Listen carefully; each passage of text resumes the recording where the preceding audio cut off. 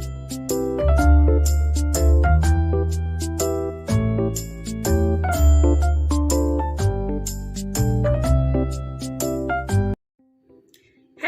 Everyone, welcome back to my channel. कैसे हैं आप लोग? आई होप अच्छे ही होंगे। दोस्तों, श्री हरि भगवान विष्णु कहते हैं कि अगर आप भगवान धन्वंतरी का पूजन करते हो कार्तिक मास की कृष्ण पक्ष की त्रयोदशी को, यानी कि धनतेरस के दिन अगर आप इनका पूजन करते हो तो लक्ष्मी जी भले ही श्री हरि के साथ बैकुंठ में जाकर रहे, लेकिन उनका एक अंश हमेशा आपके घर में रहेगा। वो हमेशा आपके साथ रहेंगी। तो भगवान धन्वंतरी की पूजा की इतनी महिमा है जिसे हमें धनतेरस के दिन जरूर करना चाहिए। अब कुछ ही दिन में धनतेरस का पर्व आने वाला है, तो धनतेरस के पर्व के दिन धन्वंतरी की पूजा, रिद्धि सिद्धि की पूजा, महालक्ष्मी की पूजा का बहुत महत्व होता है। इस दिन की गई पूजा से हमारे घर में धन दौलत आती है, समृद्धि आती है, पूरा साल घर में बरकत रहती है और लक्ष्मी जी का स्थायी वास हमारे घर में हो जाता है। धनतेरस की पूजा हम सब के लिए बहुत ही आवश्यक है। अगर आप ये पूजा पूरे नियम से करते हैं तो आपके घर में लक्ष्मी जी का वास पूरे साल रहेगा। तो आइए देखते हैं कि हमें धन्वंतरी भगवान की पूजा धनतेरस के दिन किस तरह से करनी। इसके साथ ही मैं आपसे कहना चाहूंगी, अगर आपने वीडियो को लाइक नहीं किया है तो लाइक जरूर कर दीजिएगा, और अगर आप चैनल पर नए हैं तो चैनल को सब्सक्राइब भी कर लीजिएगा। साथ ही बेल आइकन को प्रेस कर दीजिएगा ताकि मेरी आगे आने वाली वीडियो के नोटिफिकेशन आपके पास सबसे पहले पहुंच सके। और कमेंट में जय माँ लक्ष्मी जरूर लिखिएगा। भगवान धन्वंतरी की पूजा करने के लिए अगर आप कच्ची जमीन पर गोबर से लीपकर भी ये पूजा करेंगे तो बहुत अच्छा है, लेकिन ऐसा शहरों में संभव नहीं होता है। इसके लिए आप एक चौकी बिछा लीजिए, चौकी पर लाल कपड़ा बिछा लीजिए और उसके बाद आप एक प्लेट लीजिए और प्लेट के ऊपर इस तरह से एक स्वास्तिक बना लीजिए। और इस तरह से आप एक ये चांदी का सिक्का ले लीजिए। देखिए, ये इसमें लक्ष्मी और गणेश बने होते हैं। इस तरह के चांदी के सिक्के को आप लेके इसको इस तरह स्वास्तिक पर रख दीजिए। और इसके साथ ही आपको ले लेना है एक सादा कॉइन, चाहे वो 1 रुपए का हो, 2 रुपए का हो, 5 रुपए का, 10 रुपए का, जो भी सिक्का आपके पास हो, आप एक ऐसे देसी सिक्का ले लें और भगवान धन्वंतरी का ध्यान करते हुए इसको इस तरह से इन सिक्कों को आप स्वास्तिक के ऊपर रख दें। फिर एक प्लेट ले लें और इस प्लेट में ऐसे आप 7 दीपक रख लें। 7 दीपक जो हमें यहाँ पे जलाने हैं।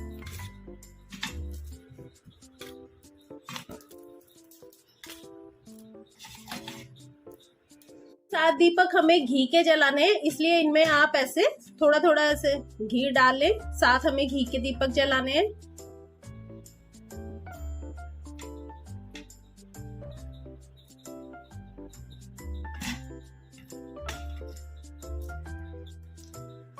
आप वैसे घी गरम करके डालेंगे तो ज्यादा अच्छा है, क्योंकि वैसे भी अभी ना मौसम सर्दी का है तो घी थोड़ा सा जम जाता है इस मौसम में। तो ये मैंने अभी घी गरम कर लिया है।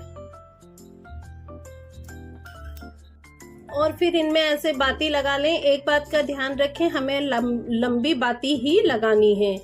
लक्ष्मी जी के पूजन में हमेशा आप जब भी लगाएं तो लंबी बाती ही लगाएं। कभी आप अगर नॉर्मल भी लक्ष्मी जी का पूजन या लक्ष्मी जी के लिए दीपक जलाते हैं तो हमेशा लंबी बाती का ही दीपक जलाएं। गोल बाती इसमें नहीं लगानी है। इस तरह से आप इनमें 7 में बाती रख लीजिए। घी के दीपक के साथ एक दिया हमें सरसों के तेल का, यानी कि तेल का दीपक भी जलाना है। अब जो ये घी के दिए हैं, इनको हमें जो हमने यहाँ पे जो सिक्का रखा हुआ है, ये जो इसमें लक्ष्मी जी के राइट साइड में हमें ये घी के दिए रखने हैं। लक्ष्मी जी का राइट साइड और हमारा जो लेफ्ट हैंड होगा वो लेफ्ट हैंड लक्ष्मी जी का राइट साइड होगा। तो आपको ये 7 घी के दिए जो हैं वो लक्ष्मी जी के राइट साइड में रखने हैं। इस तरह से आप इन 7 को रख लें।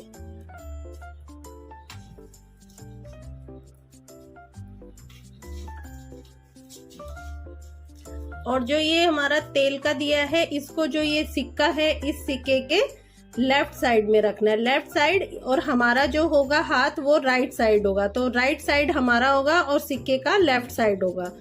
तो इसको इस तरह से रखना है। अब इसके बाद आपको इस तरह से गंगा जल ले लेना है एक छोटी सी पात्र में, और फूल से, गंगा जल से आपको इनको, लक्ष्मी जी को स्नान कराना है। आपको दूसरे सिक्के को भी स्नान कराना है। धनतेरस की पूजा का जो समय है वो प्रदोष काल से प्रारंभ हो जाता है। इसके बाद आप इन सिक्कों की फिर से हल्दी का तिलक करें और फिर कुमकुम का करें और इनका चावल से पूजन करें। इसके बाद आपको कलावा ले लेना है और इन सिक्कों को उठाना है। पहले आपको चांदी का सिक्का उठाना है, लक्ष्मी जी वाला सिक्का उठाना है। उसके बाद आपको ये इसके ऊपर कलावा लपेटना है। कलावा या मोली आप जो चाहें वो लपेट लें। आप ऐसे इस पे 3 बार, 5 बार या 7 बार, जितनी बार आप चाहें उतनी बार कलावा लपेट लें।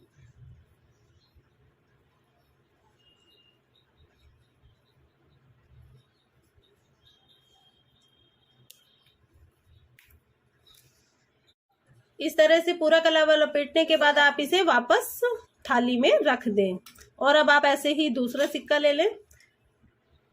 दूसरे सिक्के पर भी इस तरह से आप 3 बार या 5 बार, 7 बार, जो भी आपको ठीक लगे उतनी बार आप कलावा लपेट लें। देखिए ये हमने लपेट लिया है और फिर वापस इन सिक्कों को अपनी जगह पर रख दें।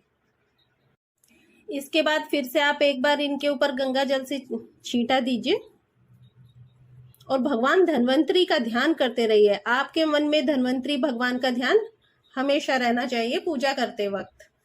जल का छींटा देने के बाद आप चंदन ले लीजिए और चंदन का टीका आप इनका तिलक कीजिए इस तरह से।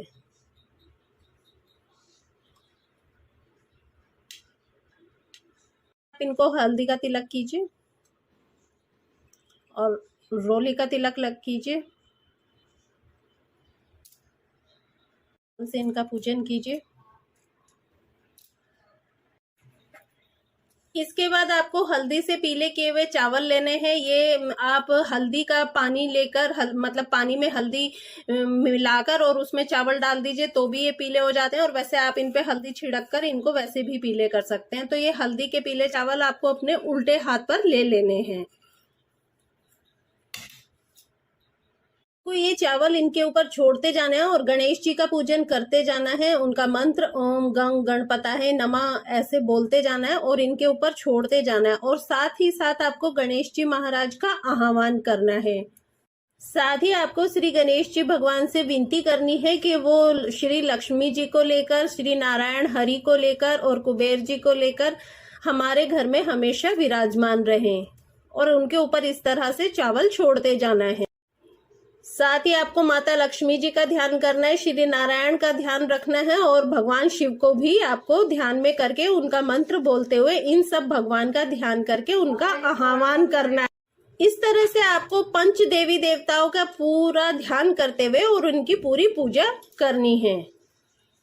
इसके बाद आपको अमरबेल लेनी है, लेकिन अभी मेरे पास अमरबेल नहीं है तो आप फूल के टुकड़े ऐसे अपने हाथ में कुछ फूल की पत्तियां ले लीजिए। अमरबेल वैसे गृह प्रवेश के समय और पूजा के समय बहुत काम आती है, क्योंकि अमरबेल ऐसी बेल है जो कि किसी भी वृक्ष पर अगर छोड़ दी जाती है तो बिना पानी के भी वो फलती फूलती रहती है।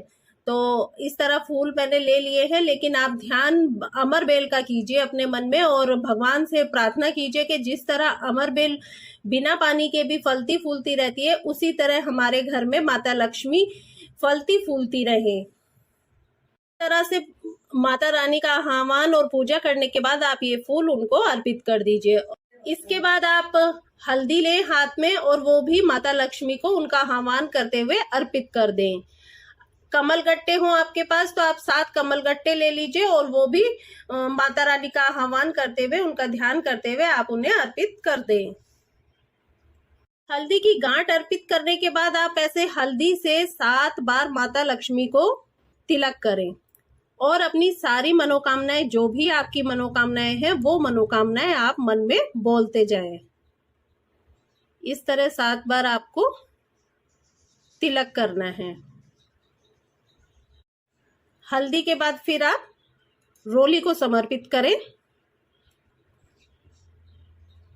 आपके पास जो भी कोई मिठाई हो, चाहे तो वो जो भी आपके पास मिठाई हो, आप वो मिठाई ले लें। पेठे की मिठाई ले सकते हैं, अगर मिठाई ना हो तो सिर्फ शक्कर भी ले सकते हैं, बताशे ले सकते हैं, गुड़ ले सकते हैं। जो भी कुछ आपके पास हो वो माता रानी को भोग अर्पित करें। उसके बाद जो भी आपके मंदिर में भगवान हो, आप उनको भी पूजन करें, उनका आह्वान करें। के बाद आप धूप जलाइए और इन सबको धूप दिखाइए। माता लक्ष्मी को धूप दिखाइए, श्री गणेश जी को धूप दिखाइए, धन्वंतरी भगवान का ध्यान करते हुए उनको धूप दिखाइए, कुबेर जी को धूप दिखाइए, श्री नारायण को धूप दिखाइए और इस तरह अपने सारे दीपक को भी धूप दिखाइए। आपके दीपक भी अब ये पूर्ण रूप से सिद्ध हो गए हैं। इस तरह से धूप दिखाकर आप इन सब का पूजन करें और माता लक्ष्मी जी से आग्रह करें कि माँ, आप हमारे यहाँ पर सदैव विराजमान हो। धनतेरस से लेकर रूप चौदस, महालक्ष्मी पूजन, गोवर्धन पूजन और दूज 5 दिवसीय त्योहार जो दीपोत्सव मनाया जाता है, आप हमारे यहाँ पर रहें, सदैव हमारे घर पर विराजमान रहें। इसके पश्चात आप इन 7 दियों को प्रज्वलित कर लीजिए। एक बात का ध्यान रखें कि कभी भी दीपक से दीपक ना जलाएं। मौसम इतना ठंडा है अभी यहाँ पे कि हमने गरम करके घी डाला था, लेकिन पूजा करते करते हमारा घी पूरा जम गया है। तो इसके बाद आप एक एक दीपक लीजिए और माता लक्ष्मी की आरती कीजिए। 7 दीपक से आपको माता लक्ष्मी की इस तरह से आरती करनी है और उनका आह्वान करना है और माता लक्ष्मी से आपको मन में उनका ध्यान करते हुए बोलना है कि माता लक्ष्मी, आप हमारे घर का रास्ता भूल गई हैं, हमारा द्वार भूल गई हैं, आपको हमारे द्वार पर आना है। तो इस तरह आप माता लक्ष्मी का पूर्ण ध्यान करते हुए आरती कीजिए। अब आपको ये तेल का दीपक भी जला देना है। इसको अपनी जगह से नहीं हिलाना है, ये दीपक यहीं पर जलता रहेगा। इस पूजन के बाद आपने जो भी चीजें धनतेरस के दिन अपने घर पर आप लेकर आएंगे, चाहे वो पीतल की कोई भी बर्तन हो, झाड़ू है या फिर नमक है, जो कि मैंने अपनी प्रीवियस वीडियो में भी बताया है कि आपको क्या क्या चीज धनतेरस पर खरीदनी चाहिए। आप जो भी चीज धनतेरस पर लाए हैं तो हल्दी कुमकुम से उनका पूजन कीजिए, चावल से उनका पूजन कीजिए, वो चीजें आपके लिए शुभ हो ऐसा मन में आह्वान कीजिए।